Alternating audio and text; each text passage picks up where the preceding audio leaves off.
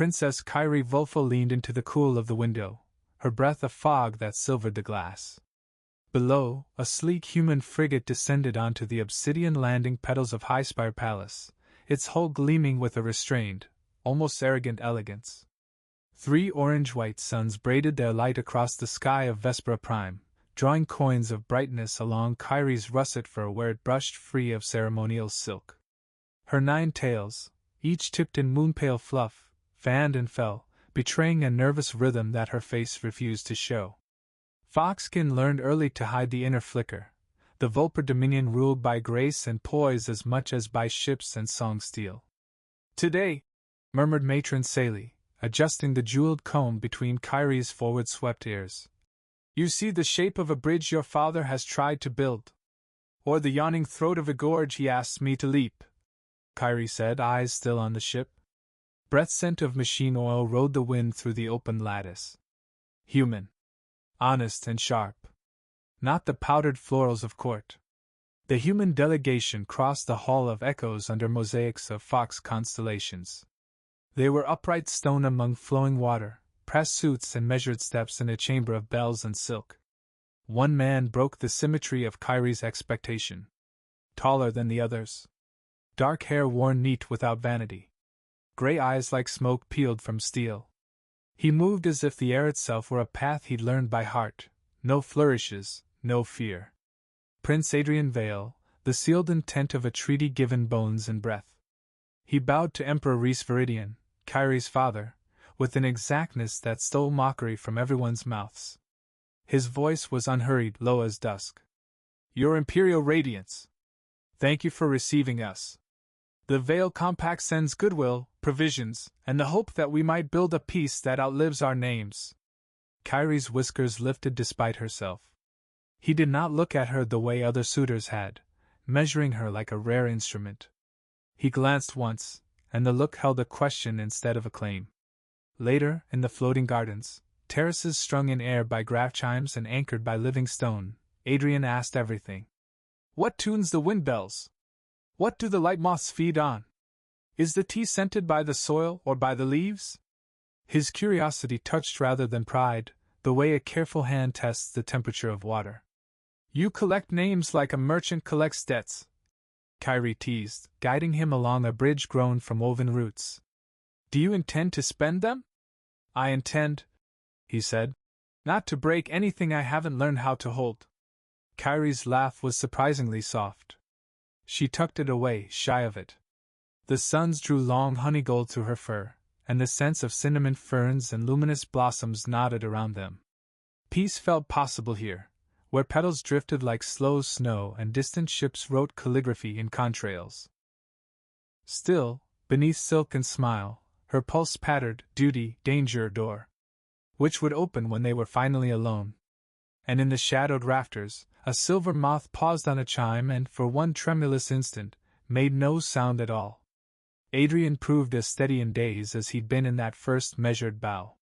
He rose at grey light to run the stair of breath, 600 steps carved into the palace cliff, and returned with frost on his hair and a polite nod for every porter he passed. He learned Old Vulpyr, the Dominion's ceremonial tongue, by reading poetry aloud with the monks of the Moon Cloister, tripping on the sibilants at first, and then letting them coil in his throat like smoke. He took tea at 4 with Matron Saley and endured, without protest, her labyrinth of etiquette questions. Kairi watched it all with ears angled forward, tail-tips swaying, the smallest tell of interest. "You know the order of our dining bowls already," she remarked, watching him choose the smoked salt first, then the laughter spice, then the bitter leaf in exactly the right sequence. "I was told the bitter leaf last," he said, "to remember humility after tasting sweetness. That's not in any of our manuals. Then someone kind put it in mine." He brought little with him. A trunk of black suits that lay in drawers like fallen midnight. A single dog-eared book of Earth's coastal poems. A leather case for tea needles. And the anomaly, a sheath with a blade inside, hung on the far wall of his quarters beside a porcelain crane. Its grip was wrapped in matte iron thread, its guard a simple oval. The blade itself, when once Kairi coaxed it a finger's breadth from its rest, was not metal at all but something darker, quenched like glass where sea meets night. An heirloom? She asked. Something like that, Adrian said lightly, sliding it back as if worrying that the air might chip it. Skeptics in court called him harmless, which Kairi suspected was another way of saying, not yet understood. Scar-voiced Garen, head of the Dominion Armada, smirked into his collar when Adrian rose to speak, then found himself listening despite habit. Prelate Yori, whose ears were ringed with 7 tiny bells that only chimed when she lied, rarely chimed near him. He never drank more than a swallow.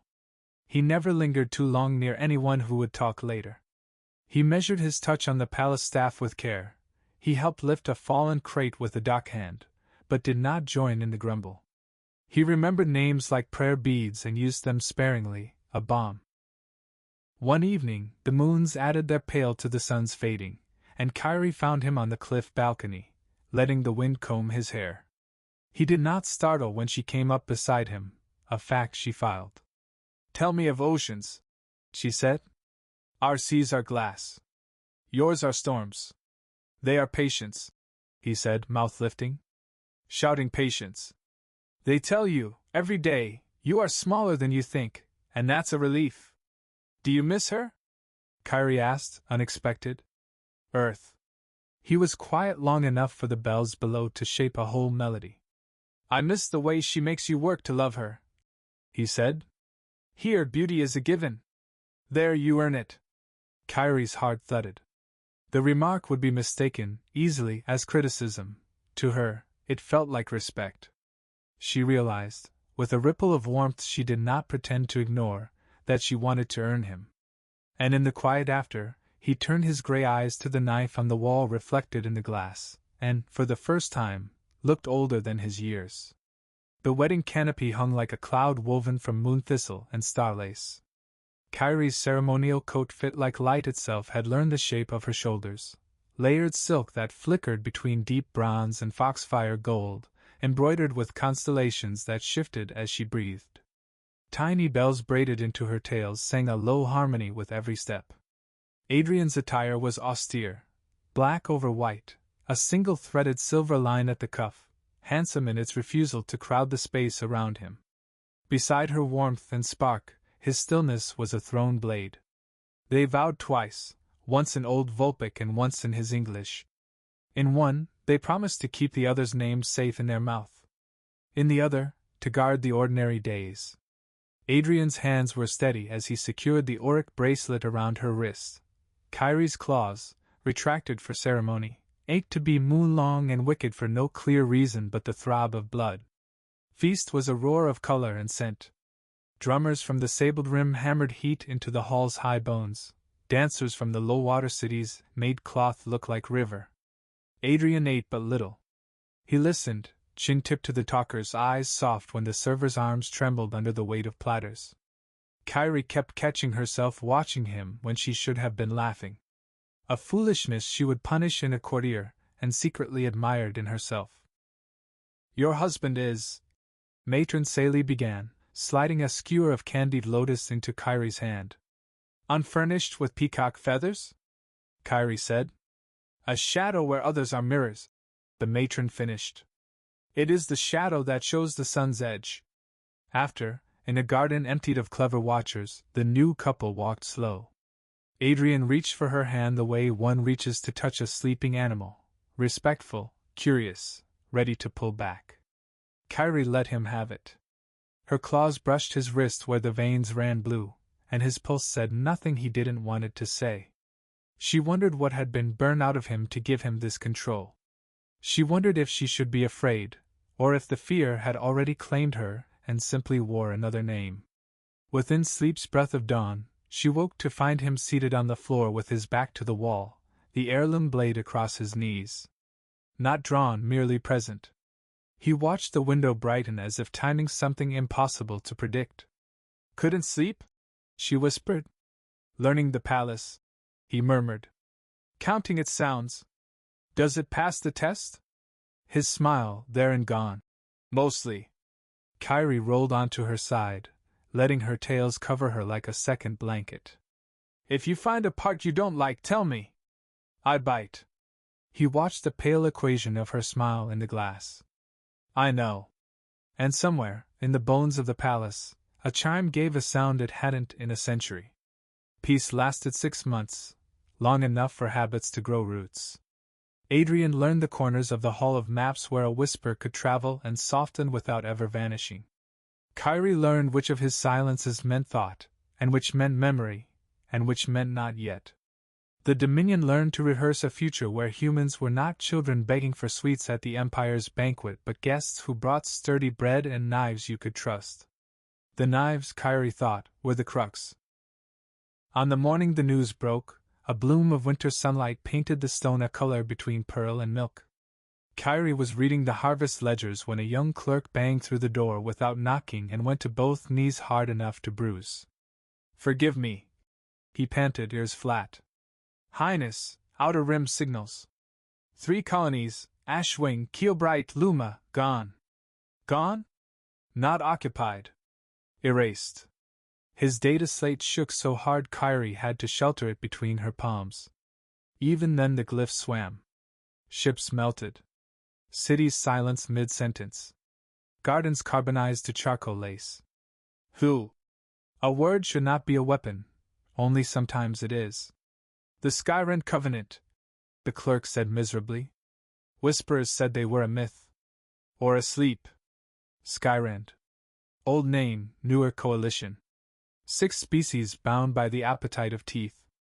Kairi's fur rose in a tide she forced flat. She thought, briefly and traitorously, of Adrian counting steps in the stare of breath, of how he never asked for escort, of how the morning lights made the gray of his eyes into smoke. Was that, too, a rehearsal? The war room was a circle of black stone with a table like a sun caught in eclipse. Admiral Garen was already there, shoulders oiled, voice like grating steel. "We counter-strike," he snarled. "We break their line, we raise their forward nests, we remind the Rim why they bend knee to Fox." 6 worlds fell in 8 days, breathed Prelate Yuri, bells stubbornly silent. "They are not raiders. They brought doctrine. They brought audacity. We bring history." Adrian stood near a column, hands folded, ringless fingers clean and unadorned. Someone of lower rank would have fidgeted. He folded himself into stillness with a discipline that read to Kairi like fasting. He listened while the highborn traded thunderbolts rapped in etiquette. When Emperor Rhys finally turned his winter iron gaze and said, "Prince Adrian?" the air thinned as eyes slid. Adrian stepped forward. Kairi noticed it then. His body carried an extra fraction of precision he had hidden before. The tight geometry of a drawn bow. "With respect," he said, voice even as poured water. "Withdraw to the inner lattice. You are being forced to chase them at their speed. Make them come to yours." Garen laughed his battlefield laugh. "Hide? In our core worlds? The fox does not crouch under his own tail." Adrian only dipped his head. Beneath the table, Kairi flexed her claws where no one could see. On the outside she said nothing, but her ears had gone forward, her tails very still. Later, she found him in their private hall, standing before that black glass blade as if waiting to see himself in it. He did not reach for it until she spoke his name, as if a word could be a key. "Garen is wrong," she said. "You didn't deserve his contempt." "He aimed well," Adrian said softly. "It struck only what I let him see." He lifted the sword from its rest. The breathless instant it hovered between wall and hand felt like a cliff between worlds. When his fingers closed, the blade woke. Not in blue like myth. In a pale argent that hummed inside bone, the kind of sound you feel where your teeth itch. "This is not a wall decoration," Kairi whispered. "No." He moved it once, only once, and the light it threw made the glyphs on the wall blink like living eyes.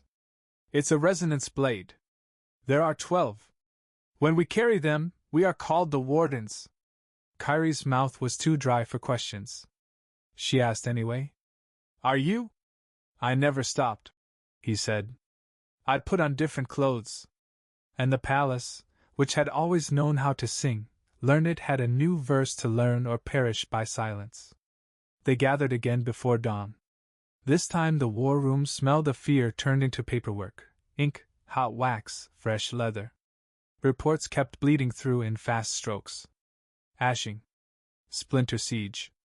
The Skyrend were not merely marauders. They were patient predators, honed by failed empires too proud to admit they'd been outflanked. The Federation can send ships, Adrian said mildly. Too far. 3 weeks. You have less than 2. Then what? Garen spat. We pray to your sea? Adrian looked at the Emperor. He did not look at Kairi, and so Kairi felt looked at. With your permission, he said, I will ask for something nearer. He spoke into a small communicator the color of a bruise. English, quick, clipped, anchored by codes. Kairi, fluent now in some of his edges, caught only the sense. A bell rung in a deep place answered by a gatekeeper's nod. He was finished in less than 5 minutes. He returned the comm to his pocket as one would sheath a knife. The Wardens will be here in 18 hours. Wardens? Yori asked, bells still publicly silent, but Kairi swore she heard them whisper against the prelate's fur. 12 of us, Adrian said. With the right access and authority, we can tilt the floor under the Skyrend until they fall off the world. 12, Garen barked, incredulous. You expect me to hand my command to a dozen human knives? Yes, Adrian said simply. Or you can let your people watch your pride devour your cities. Emperor Rhys did not look at Garen, or at the gathered nobles with their stiff collars and brimming indignation. He looked at his daughter, who had always met his gaze like a mirror. Kairi thought of the blade. Of its pale hum matching the pitch her mother used to sing when she was frightened as a kit. Of the way Adrian's posture had clicked into truth like a lock aligned. Of the way her own breath had steadied, absurdly, when he'd lifted the sword. Give them the keys, she told her father. The ones even we pretend we don't own. Rhys closed his eyes briefly. When he opened them, they were winter. Done. 18 hours later, 12 black pods cracked the dawn like stones thrown through a river's skin. The palace guard raised weapons automatically. Matron Saley snapped her fan shut and watched with the intent of a biologist about to meet a new species. The pod's shutters unfolded like beetle wings. 11 figures stepped out. Adrian made 12, but Kairi, watching from the east balcony, understood that in this geometry he was neither center nor edge. He was a line that allowed both to talk. The leader was a woman with a scar like a pale comet along her left cheek. Transit dust flecked her hair. She wore armor like shadow taught to keep its shape. She clasped Adrian's forearm the way family sometimes only remembers to do when they almost die. Vale, she said, voice rough velvet. You always find the palaces with good tea. Commander Riasol, Adrian said to the air, so it would learn. This is High Spear. These are the Vulpyr. Mind the bells. Rhea lifted her eyes to Kairi's perch and inclined her head. Not subservience. Not swagger. Recognition. Behind her, the wardens checked weapons, confirmed codes, cracked knuckles, grinned sharp or not at all. Their swords were cousins to Adrian's, each blade throwing its own colorless hush. Kairi's ears tipped forward. The wardens did not look like myths. They looked like the tools myths are cut with. Brief us, Rhea said. What's gnawing you? Adrian's hands moved, and the hall became a cosmos, enemy movement in hard red, Dominion in cool blue, empty space in unkind black. His voice was a rope thrown across a chasm. Skyrend is 6 species strong. They build doctrine in quiet. They love central control. 3 dreadnoughts do their true thinking. Break those, you break the song. Rhea's mouth tilted. We'll need one of their mouths to swallow us. Captured shuttle, Adrian said. Damaged. Breathable. Ugly. Ugly is honest, she said. We'll take it. Kairi felt, under the careful lay of her silks, her fur tried to stand again. She paid attention to the urge and did not scold it. Because when the wardens laughed, brief, unsunny, the laughter of people who count the living and the dead with the same hand, space itself seemed to lean closer to listen. War had ceremonies too, the wardens performed none of them. Where Vale banners were unfurled and kissed, their armor was sealed with a hand flattened just above the solar plexus. Where Foxkin burned incense to wake the guardian spirits of steel, the wardens locked their resonance switch with thumb and forefinger, and let the hum climb to a pitch only the eardrums of memory could hear. Where speeches unfolded like brocade, the wardens traded one-syllable jokes. Up. Left. Mine. Please. Inside the captured Skyrend shuttle, the air was sour with varnish and old iron. Kairi watched by hollow as Rhea took the pilot's chair with a swagger that tasted like home to danger. Adrian sat behind her, long legs braced, eyes half-lidded like a fox pretending sleep and mapping exits instead. The other 10 wardens slid into positions as naturally as the palace staff slid into night shift, no explanations, only practice. "They'll scan us," said a warden with hands tattooed in old earth lines. "They'll smell the lie. They'll see what they want to," Rhea said. "We learned that from your courts." Kairi's ears flicked. She still wasn't sure how insult and compliment could share a bed so comfortably. She suspected war had taught them. The shuttle rode a corridor of enemy light like a fish following a current. External cameras showed Skyrend ships like black starlings, massed and moving with hungry intelligence. Kairi thought of nests, of her mother's stories, star vultures, wind wasps, iron eels. She filed it. The Dominion's naming had always been a map to how it would fight. "Docking collar," Rhea said. "Smile with your teeth." The bay doors yawned. The shuttle kissed steel. Locks coughed shut. Every indicator light went green as if flattered. "No," Adrian said. They spilled out the way water spills when gravity is turned back on, fast, no splash. Skyrend soldiers were taller than humans, armored in overlapping plates, forearmed and economical in their violence. The first line died quietly, the way skilled fighters die when someone better writes their last move for them. The wardens cut through the next line like music changing tempo mid-measure. The resonance blades didn't burn. They undid. Metal and bone lost the will to remain singular. Kairi's stomach flipped and settled. She had seen fox magic undone. She had never seen physics obey another language. "Alpha to bridge," Adrian's voice came through, calm as a man ordering bread. "Maintain formation 4. Beta. Engineering." Rhea finished from a different angle. "Charge set in 60. Charlie?" Adrian asked. A different voice, dry, amused, Death's favorite niece. "Extraction points a hallway with delusions of grandeur. We'll hold it. Try not to be slow." They moved. They moved as if the ship were a city they owned and had forgotten to collect rent from. The hollow made it theater. Kairi had to keep reminding herself she was not watching a story. She was watching the price of her father's choice being paid with someone else's blood. Then a corridor choked itself with 50 Skyrend elites. Shoulders overlapped. Weapons hummed in a key that gained teeth when it met the warden's hum. A fight like that would normally become grind, attrition played with measured cruelty. Adrian touched his throat mic. "Three-way," he said. The warden split with the kind of trust that is either practice so old it's become religion or faith so bright it blinds. They hit the front like a thesis, and the sides like footnotes that changed the meaning of the entire page.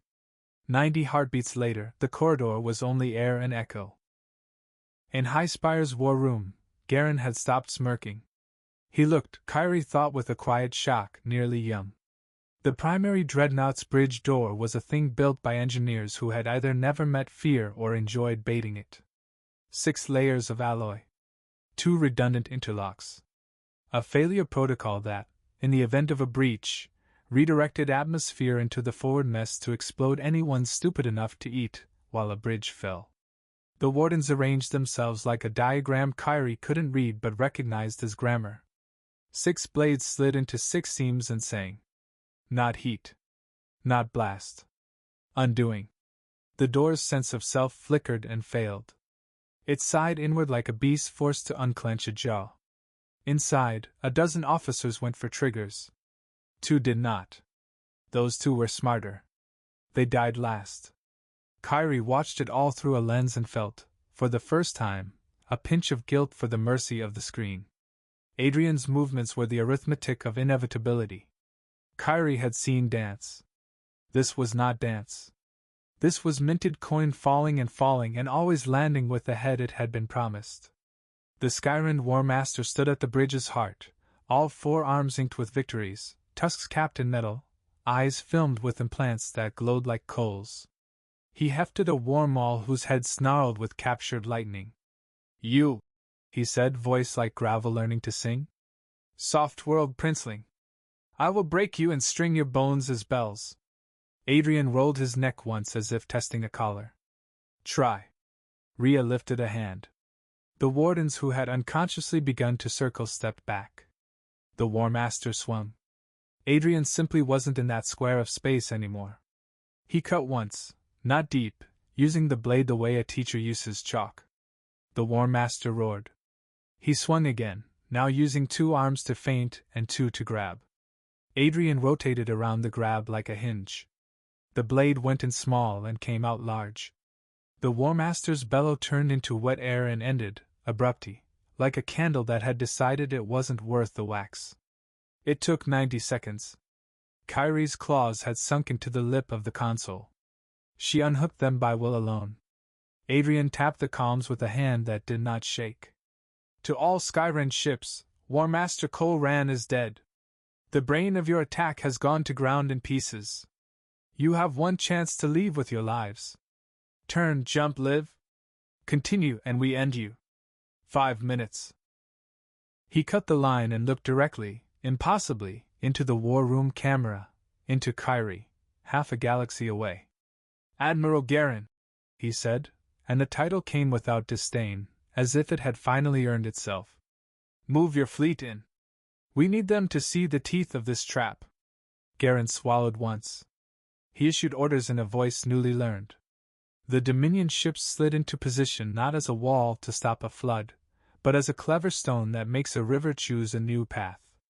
On the hollow, red icons stuttered, somewhat pale, then turned and leapt like startled fish. Others bunched like anger and came on. Rhea's voice in the sideband. "Beta planted. Call the music." "Music," Adrian said. The secondary dreadnought bloomed from the inside like a wicked flower. The blast tore holes in Skyrend formations, flung shock and rubbish. Simultaneously, the primary dreadnought's weapons shifted alignments under Adrian's hands and began cutting red the way a barber cuts hair in grief. The enemy formation ceased to be grammar and became noise. Kairi's tails had bristled despite every lesson. She let them. For the first time since the clerk had knelt and shaken, she tasted the thin possibility of breath after fear. "Charlie?" Adrian asked. "We have your door," came the reply. "Bring your feet." They left the way they had arrived, in defiance of math and courtesy. The path to the hangar bucked with returning squads and a ship finally believing in its own death. The shuttle they'd arrived in lay twisted, smoking, a broken promise. Rhea didn't swear, she changed the problem. "That one," she said, pointing a scarred chin at a Skyrend fighter shaped like a wicked thought. "Too small," someone observed. "Then hold your breath," she said. "Vale Drive." They cut a space around the fighter with tidy violence, piled in, shoulders clanking with shoulders. Adrian took the seat as if he had built it earlier, and only now returned to claim it. The fighter screamed into space and rode a narrow thread through debris and panic. Rhea whooped once, purely, in the way of someone who has always liked the moment between certain doom and the ridiculous. Kairi, watching, pressed a hand flat against her chest because her heart seemed to be trying to leave. Charlie's door was the belly of a Dominion cruiser. The fighter clawed into the hangar, skidded, spun half a circle, and kissed the bulkhead with enough affection to dent it. When the wardens climbed out, they were ashen with sweat and ash. All 12 were standing. Kairi met Adrian at the ramp. She did not care about watchers or decorum, or the politics of affection under a dozen eyes. She stepped into him and felt the hum of the blade against his back and the hum of his breath under her hands. He smelled of iron and the dry spice of fear burned away long ago. I thought I had lost you, she said into his collar. I promised to bring the teacup back unchipped, he said, and the edge of his voice curled into something warm. We almost didn't chip the teacup. Rhea clapped both of them on the shoulders and barked. Food. Medics. 17 hours of sleep. In any order the gods approve. Then she tilted her head at Kairi. You're the sharp end of this palace, aren't you? Mind if I borrow your kitchens and your good knives? Adrian has already used both, Kairi said. Do as he does and you'll hear no complaint. The battle outside finished being a battle and turned into the ugly arithmetic of aftermath. Half the Skyrend fleet fled. Those who stayed fell. The Dominion ships, guided by Garen's unexpectedly supple orders and warden-sourced intel, pressed without overreaching. 6 hours from the Warden's first step onto enemy steel, the swarm had become a ragged storm in retreat. When they returned to Highspire, Emperor Rhys came down the steps himself. He stared at the Wardens as one might stare at a sculpture that had been, a week ago, a rumor. You saved my people, he said simply. Name your reward. Rhea glanced at her team and then at Adrian, as if asking him if the house was good to sleep in before negotiating a lease. She looked back to the Emperor. Keep your gold. Keep your titles. Tell your nobles to keep their boasts. What we need is different. She gestured to the young foxkin lined along the balcony, jaws open, eyes bright. We need you to look at us and see equals. Partners. The next time something hungry comes, we want to be already sitting at the same table. The war room held its breath. Yori's bells didn't dare whisper. Garen's jaw worked then steadied. Rhys looked at Kairi. Kairi looked at Adrian, who simply met her gaze and didn't try to write her answer. She loved him for it more than she had loved him for surviving. Done, the Emperor said. We sign a treaty no one can pretend is perfume on old rot. We write a new thing. We remember who arrived when the lights went out. Rhea's scar bent when she smiled. She turned to Adrian. You can come home with us now, she said. Or you can stay and teach foxes old tricks and some new. The Wardens will hold your chair either way. Adrian's eyes slid to Kairi. For all his steadiness, a flicker crossed his features, tenderness, grief, the echo of a calling that still knew his name. My place, he said, is where the promise is. Thought so, Rhea said softly. We'll keep the light on anyway. And somewhere, deep in the palace, a chime rang once, as if to bless a choice, and then let the silence fold over it like silk. Celebration stretched 3 days because the Dominion measures gratitude in feasts the way other empires measure it in statues. The Wardens, unused to being seen under lamps that weren't emergency strobes, bore it with the grace of soldiers at a child's play. Adrian escaped when he could. Kairi found him under a tree imported from Earth, a wind-twisted pine whose resin smelled like tales of cold shores. The people want you to wave, she said, crouching beside him, her tails making a silver tint. They want a story to wear to bed, he corrected gently, eyes on the horizon seam. Stories misfit me when I'm not careful. You misfit them back. He huffed something that might have been laughter. Heroes are the names we give to the necessary. I have been necessary. I have been costly. I don't know if I've ever been a hero. She reached, carefully, and touched one fingertip to the thin white scar near his jaw she had not noticed until now. Tell me what made you necessary. He took his time like a craftsman sorting tools. He told her about the Wardens, recruitment that felt less like being chosen than like being found where you had hidden yourself, training that peeled skin from pretenses and put callous where softness could hurt you, missions that no one would ever sing because turning a world 3 degrees is too precise to make good chorus. I have done things that won't heal clean, he said. I carry them where they rub, so I don't forget who paid for what.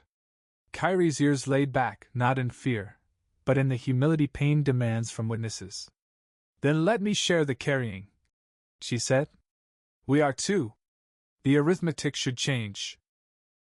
Around them, children ran with paper comets on strings that sang as they cut the wind, and the palace bells added laughter to the songs without once losing the pitch of grief's thread. Because empires that endure learn how to weave both. Resistance came dressed in brocade and old perfumes. Noble houses with names that tasted of winter forests returned their RSVP to the treaty with elegantly worded bile. Equality with saplings. One letter wrote in ink steeped in river water and arrogance. The fox need not lean on a cane with wet feet. The streets spoke back. Dockhands whose grandparents had been whipped for stealing an hour of song cheered when wardens walked by, cheered not because the wardens were saviors, but because the wardens had dragged their admirals into a fight they were losing and taught them how to win without pretending it was inevitable. Emperor Reese moved like ice delivering news to lakes, slow, irresistible. The treaty signed under moons and suns and the hard look of history. Adrian stood beside Kairi on a dais built from heartwood and old oaths. Rhea appeared, grinned sly, to squeeze his shoulder and then vanished into a knot of logistics officers who wanted to learn how to build a bridge against storms. After the signing, Rhea found Adrian on a balcony measuring the city with his eyes, a habit he had never confessed to. "You look like a man who has decided not to drown," she said. "I brought lessons," he said, "and found ones I needed. You always did like learning the hard way. The offer stands." "I know." He opened his hands, empty. "Leave the chair by the door. I'll visit. I'm needed here. Even necessary men are allowed to want," she said, voice suddenly kind. "You'll miss the roar. It will miss you back. That ache doesn't mean you chose wrong." He watched her walk away, felt the blade on the wall of their quarters like a planet's pull. He had thought the sword would fall silent when peace wrote itself. Instead, it hummed in a new key, quieter, deeper, waiting. Which, he thought, must be what building felt like, the hum of a muscle held steady over hours, not the flash of a sprint. And yet, below their balcony, a shadow that wasn't a shadow slid along a wall and unfurled a listening device like a dark blossom. The palace had learned to sing new verses. Someone else had learned to hum along. The training yard had been a garden, it refused to forget. Even after the sand was raked and the practice dummies rooted, orange blossoms insisted on shedding scent over bruised shoulders. Adrian did not soften because the air smelled pretty. The Vulpyr recruits, fur-brushed, ears high, pride like sun on steel, arrived in numbers that surprised even Matron Saley. "First lesson," Adrian said, voice carrying without shout. "Weapons tell the truth of their wielders. Learn your hands before you learn their tools." They ran until their breath was a lesson. They learned to fall and to choose how to rise, which in Kairi's view was also a lesson in governance. They practiced silence that wasn't fear and laughter that wasn't mockery. Commander Garen, to everyone's astonishment, joined the drills with the awkward humility of an elder learning a young person's game. One evening, under lanterns persuading the yard to look like a myth again, Garen approached Adrian with a lower ear. A sign, among foxskin, of apology. "I was wrong," he said, jaw tight with the work of it. "I mistook your quiet for softness. It is another kind of metal." "Happens," Adrian said. "Pride is a good hammer. Hard to forge a bell with it." Garen's mouth twitched into something that might, months ago, have been an insult. Tonight, it was amusement. He bowed deeply and left. Kairi watched from the walkway, tails curled around her like apostrophes. She descended when the recruits dispersed, padding across the sand with deliberate grace. "Which one is true?" she asked when they were alone. "The blade's shape or the tea's warmth?" "Both," he said, smiling wryly. "And neither when it matters. Choices make you, not tools. Would you have chosen me?" she asked, too bold, too vulnerable, ears pushing forward like a child's. "If there were no treaty?" He blinked once, slow. "Yes," he said, without poetry. "And then I would have had to start a war with your father to court you." She bared her teeth in a grin he would learn meant joy, not threat. He would have enjoyed that. They were still laughing when a monk from the moon cloister arrived, robes whispering. He bowed so low his bells touched sand. "Highness," he said to Kairi and then to Adrian, eyes flicking to the sword's shadow inside its sheath behind the human shoulder. "The cloister asks that you visit." There is a hymn the blade must hear. What hymn? Adrian asked. Already there, Kairi answered, tails a comet. She spun, caught a Skyren wrist, twisted until bone confessed, then pushed, gently as if she were correcting a student's posture. The soldier collapsed, weapon clattering into quiet. Adrian's blade unstitched a second soldier's armor. The hum and the bells found, for a heartbeat, the third note. It tasted like ice breaking underfoot and like relief. When the last saboteur fell, panting, the abbot backed up and breathed gratitude. The cloister is a place of learning, he said. We forget, sometimes, that it must also be a place of keeping. Adrian flicked blood, not much, off the blade with the small disrespect blades crave to upgrade their loyalty. He glanced at Kairi, who met his look with a grin that acknowledged they had both just stepped into a pact larger than their marriage and maybe more perilous. The abbot touched the cracked bell with a finger. It answered with a patient ache. Find the third note, he said. Or learn how to live without it. Which we've been doing, Kairi said, and see where that led. Outside, wind moved along stone the way water moves along skin, and the cloister's hanging gardens shook off powdered frost like a woman throwing her hair back. The treaty signed, the first enemy routed, the cloister saved. The Dominion's story would have liked to end there. Stories are dishonest that way. The Skyrend had lost a beheading. They had not lost a war. And something inside Highspire, recently awake, began making maps of the palace that only enemies should own. Manufactories at Luma were targeted for an implant. Ria's report read, routing in from a Warden operative who had stayed behind to thread the rim. Trojan spores, code for anti-resonance. If planted across ship hearts, your bells won't sing right when you need them. Who feeds them? Garen demanded. The seeds in the map? Traitors, Matron Saley said dryly. Pride's grandchildren. Or Coin's sons. Kairi's tales stilled. Or grief made stupid. She lifted the thin porcelain cup Adrian had gifted her and looked at the glaze where it went thin at the lip. We need to squeeze the palace's walls, she murmured. Make them tell us what lives in their seams. Meaning? Garen asked. Meaning we host a great many dinners. We let drunk men brag. We let anxious women overcompensate. We invite those who hated signing that treaty and those who drooled over it.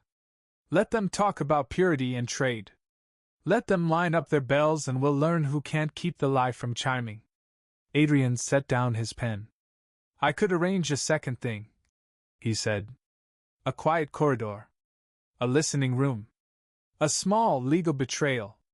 Kairi arched one brow, a gesture that, paired with the angle of her ears, meant delighted horror. Teach me human spycraft, husband. He smiled a fraction. It's only listening dressed as patience. They built the room. They invited the enemies. They served wines from the cloud vaults and dumplings that demanded 2 bites to be polite, and 1 if you were greedy. Kairi moved through the rooms like a rumor in love with its subject. Adrian stood where he could be useful and, when he could not be, watched the light's angles and people's edges. Prelate Yori's bells chimed twice that night when a minor lord told a story about his great-great-grandmother's triumph over river pirates. Garen made peace, silently, with a young captain who laughed with his whole throat. Matron Saley took pity on a human envoy who had never managed chopsticks, and taught him in a corner, hidden by plants. In a rough-hewn hour after midnight a lordling named Vorel, whose fur lay too flat, and whose eyes slid when they should have rested, leaned on a balustrade and murmured into his cup. A pity we haven't found the heart yet. Adrian, in the listening room, did not breathe for 3 counts, then did. Kairi felt the shift through the stone where her palm lay. The heart? She said later, claws clicking quietly on the floor of their chamber. The heart, he agreed. Covenant doctrine likes cores. They poison center, then pull strings. Highspire's a heart, Kairi said, tails lashing once despite her discipline. But so is something else. The shipyard, Adrian said. Or the moon engine. He reached for the blade. He didn't draw it. He only laid his hand along its sheath the way a monk lays a hand along a bell. It hummed. The cracked bell in the cloister hummed in answer, half a world away. Somewhere between, something hummed too. A third note. Soft as a sleeper's sigh. Sharp as a wire.